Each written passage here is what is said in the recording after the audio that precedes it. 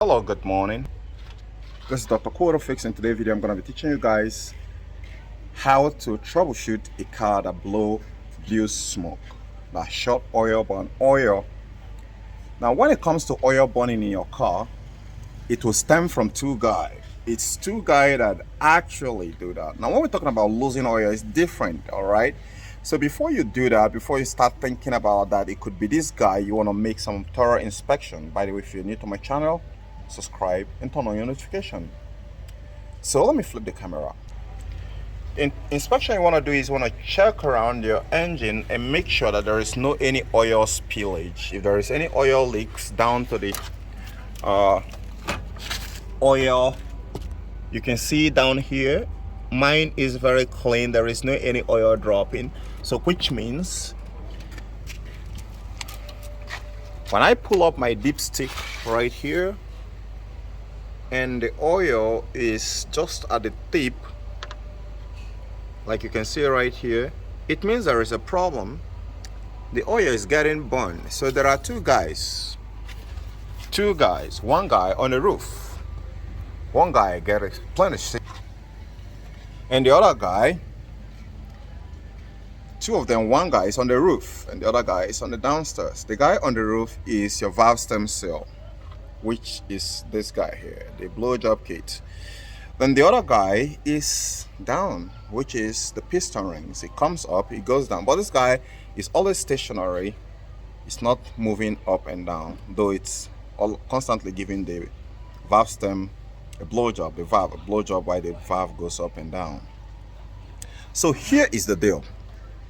In order to troubleshoot which one that's actually making a mess, because these two guys have the tendency of creating almost the same scenario, but you need to be a seasoned mechanic to understand which one is making a mess. Is the piston rings or the valve stem seal? The guy on top or the guy on the bottom? So in order to identify which is which, you need to understand what Tony Stark says. The best way to know which is make your friend rich and make your enemy rich, and know which is which. You don't want to try it out, buddy, because it's going to shock you. Red shock you. So here, we're going to make the valve stem seal rich and make the piston rings rich and know which is which. So here, how to make them rich is to add some oil inside here and run the engine for a while. While running the engine, we take some data information, and where we take those data, the data can be coming from the spark plugs. The spark plug is going to be giving us some data, but that data is not going to be enough, so we're going to be needing more, and that is why we're going to be traveling to Los Angeles. We're going to Los Angeles, and here this guy is going to give us a detail of how this whole thing has been going, right? So you're going to be having a lot of chains of smoke coming here. I'm not talking about Bob Marley, Peter Tosh, or no. So you're going to be having a lot of chains of smoke coming from here.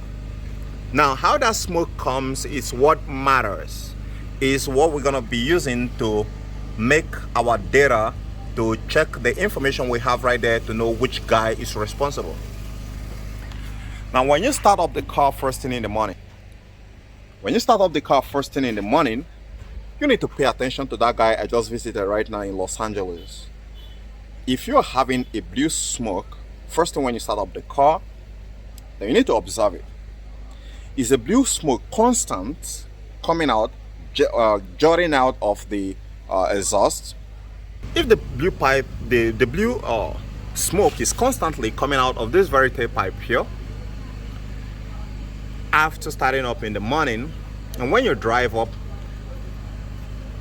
and start going wherever you're going, maybe to buy chicken, maybe to get some fries, chips, eat some hamburgers, or some kind of chicken in Dirty Bird, and you still see the smoke following you, going where you're going, then there is a problem. That's a detail we need to analyze, which we need to talk about later. Now, if you start up the car first thing in the morning, and you started walking, taking a walk, and bounce, so that steaming, or that white smoke, which you might call it, is actually steam that's supposed to be coming out of here, which, if suppose you are within the winter region, then you're gonna be seeing a lot of white smoke coming out here, which are the kind of condensation settling on the pipe here. So you're gonna be having more of a lot of condensation coming out of there, so it's gonna take some time before it stops. But if it continues and never stop, you wanna check your coolant level. If you check your coolant level and it's lower than the normal, then it means you have a blown head gasket. But suppose it stops and you don't have any droppage in the level of your coolant, then it means it's just a normal condensation that's settled along the exhaust area, which actually burn out in the morning.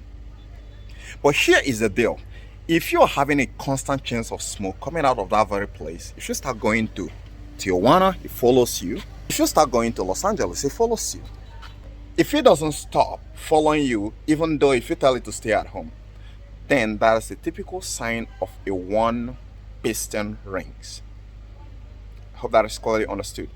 Now, the other scenario there is the second guy. Now, that second guy there, you need to on the car in the morning and take a look at it.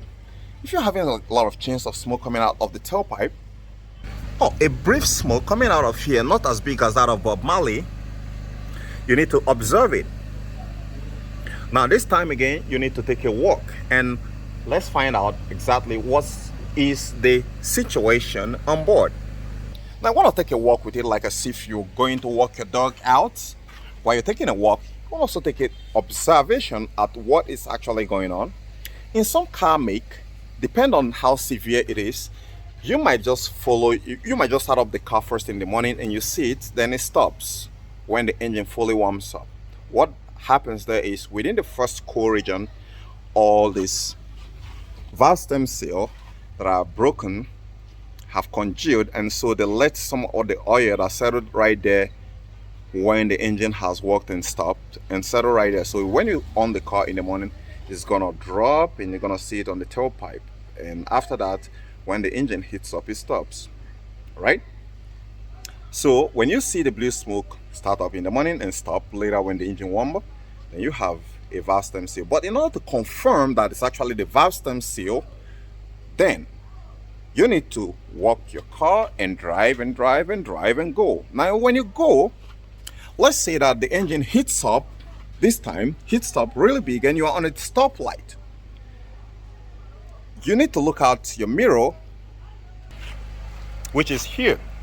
You need to take a look at this mirror while you were driving inside the car. So while you're about to move out of this stoplight, you need to take a look at this mirror. If you started seeing some white smoke, chains of white smoke coming out of your tailpipe, but immediately when you drove off, not a white smoke, blue smoke, sorry to say, when you move off out of that stoplight and the blue smoke stops, then it means that this guy, it could be huge. It means it's this guy that's responsible. So I performed this test on this very car and I found exactly the information which I gave you right now is exactly what is replicating. So I know 100% this is where the problem is coming from. Although I have 195,000 mileage stashed on this car already, but even at that, the maintenance level which you give the car, changing the engine oil, depending on the kind of engine oil which you use, is what's going to determine how long and durable the piston rings is going to be. If you are the kind of person who doesn't change your oil regularly, even if you're using mineral oil and you allow them to build up sludge, then the sludge is going to attack the piston rings and make them clamp to the piston and allow oil to escape from. Okay guys, finally I have loosened out the top cylinder head gasket and the top cylinder head. Now I have some challenges, so I later have to forge these two myself in order to lose it down, to lose these guys. And that's one thing that's about me. It's not just Mr. Cool, it's Mr. Tools. Now on my previous diagnosis, to know that this is actually a problem emitting from valve stem seal, you can see there are some coolant that are there since I lose it, and up to this very moment this coolant has not leaked into the engine. All right, you can see it right there. So now there are some questions I know a lot of you guys are going to be asking. Am I going to reuse this top cylinder head gasket? Yes, I'm going to reuse it. I'm only going to clean it up and reuse it. In as much as it didn't burn, I'm not going to replace it. Okay, so further, now the reason why coolant, that's oil leaks when your car is on idle, when the valve stem seal is bad. So you can see this because since morning I haven't started this car. So you see those oil settling down there. They get there even in the morning, and when you're idling, then it settles there until when you try it about to go, then it's going to seep through that valve stem seal that is underneath here and go into the combustion chamber. So right now I want to flip this and allow this oil to drain. Then I'm gonna start cleaning a lot of dirt there. So I'm trying to choose the best way. I'm gonna do this. I'm gonna actually do it like this. So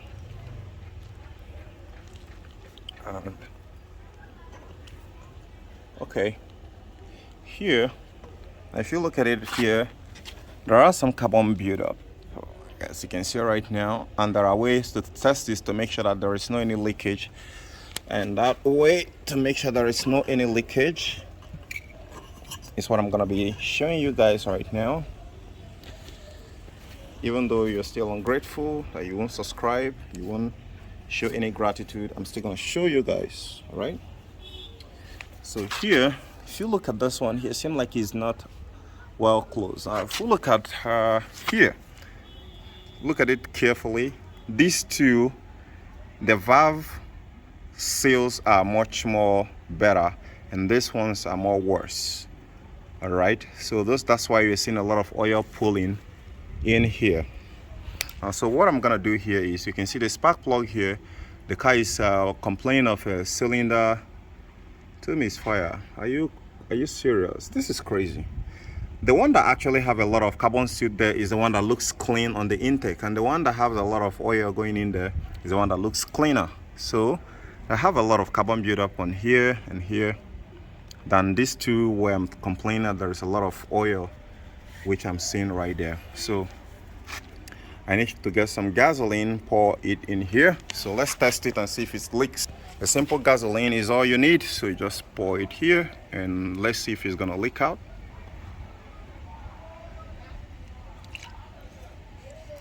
If you leak out, it means it's not sealing properly. So you need to grind it.